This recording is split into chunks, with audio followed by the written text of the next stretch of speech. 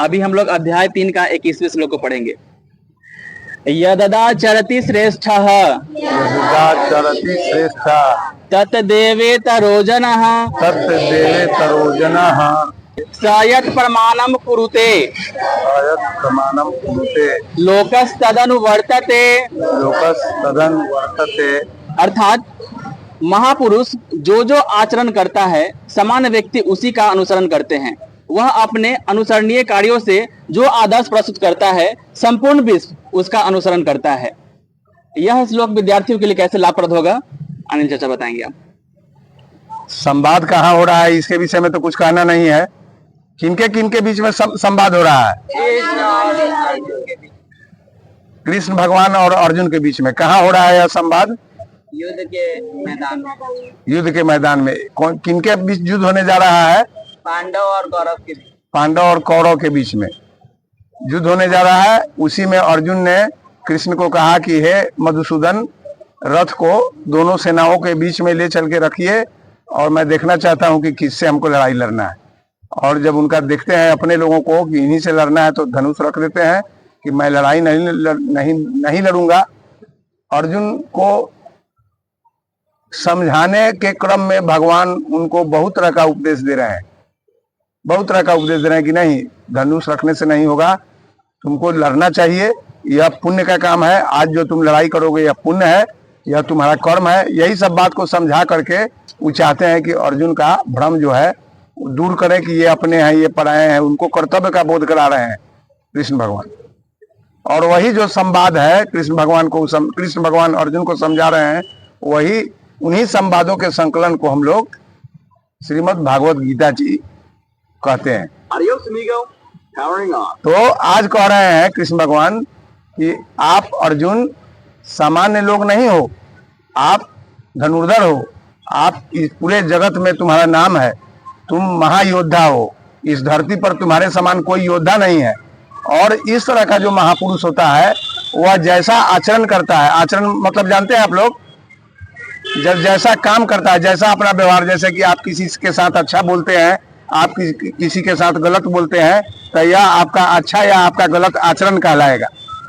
आप अगर जो गलत खड़ा होकर के कोई मारपीट आप किसी से कर रहे हैं और कोई बचा रहा है किसी को, तो ये आप लोगों का अच्छा या बुरा आचरण कहलाएगा। आचरण इसी को कहते हैं। आप क्या कर रहे हैं, ठीक है ना। तो महापुरुष जो आचरण करता है, महापुरुष जो करते हैं, सामान्य लोग उसी का अनुकरण करते हैं, माने उसी का देखा देखी करते हैं। अनुसरण मतलब देखा देखी, माने देख करके जो सीखा जाता है। तो जो बड़े लोग होते हैं, महापुरुष होते हैं, वो जो भी काम करते हैं उससे जो सामान्य लोग हैं वो शिक्षा लेते हैं और उसका अनुसरण करते हैं। अनुसरण का मतलब बोलिए, अनुसरण का क्या बोला?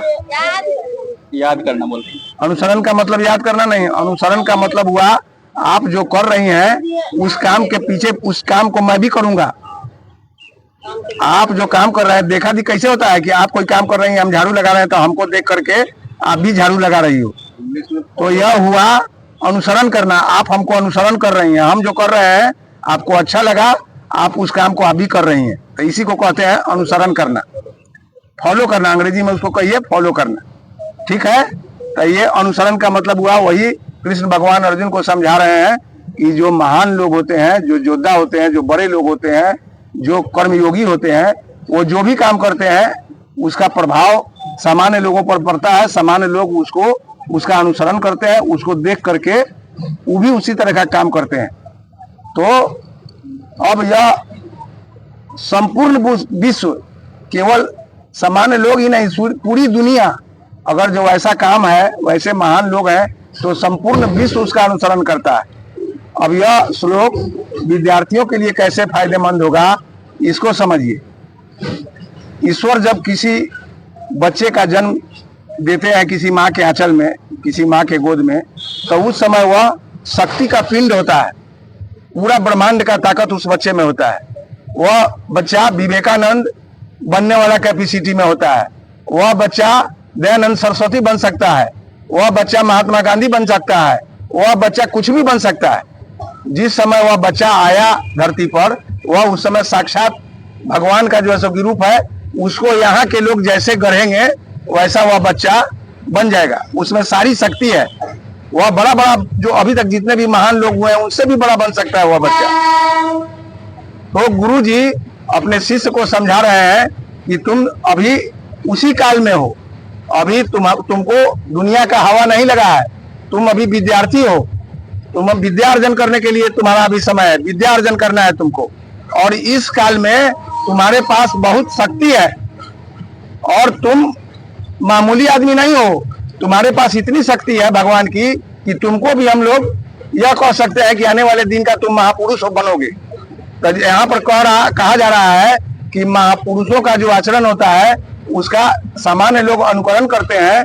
तो गुरु जी विद्यार्थी को बताते हैं कि आप अपना ऐसा आचरण रखिए कि आपका अनुसरण जो सामान्य, आप एक तेज विद्यार्थी हैं, आप जैसा करिएगा, आपके वर्ग में जो सामान्य आपके साथी हैं, जो सामान्य ज्ञान रखते हैं, वो भी आपका अनुसरण करेंगे और आपको देख करके उनमें भी पढ़ने की प्रवृत्ति जगेगी और ज्यादा मेहनत करने की प्रवृत्ति जगेगी और वो भी लाभ उठाएंगे।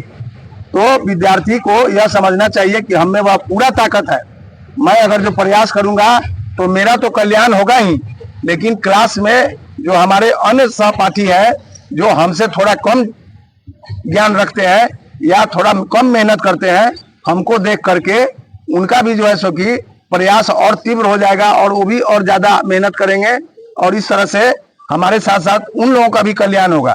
तो गुरु जी वही सिखा रहे हैं कि आप अच्छा कर्म करो, विद्यार्थी हो, विद्या तुम्हारा कर्म है, आंख मूंद करके एकदम भटकना नहीं है, कहीं ध्यान को नहीं ले जाना है।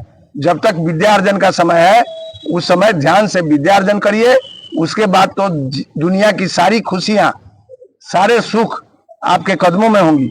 लेकिन आज आपको केवल विद्या अर्जन के प्रति अपना ध्यान लगाना है और एक श्रेष्ठ बालक, एक महापुरुष बनने की तरफ आगे बढ़ना है। एक श्रेष्ठ बालक की तरह अपने साथ साथ दूसरे दोस्तों का भी, दूसरे छात्रों का भी कल्याण करिए। इस गीता जी के श्लोक से विद्यार्थियों को मेरे हिसाब से ऐसे लाभ उठा सकते हैं विद्यार्थी।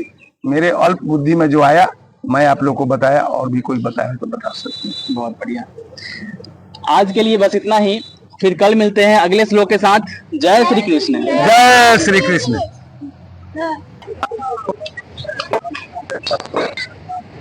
बहुत होते हैं ना, तो होता है कि नीचे बोले कि आया जन्म लिया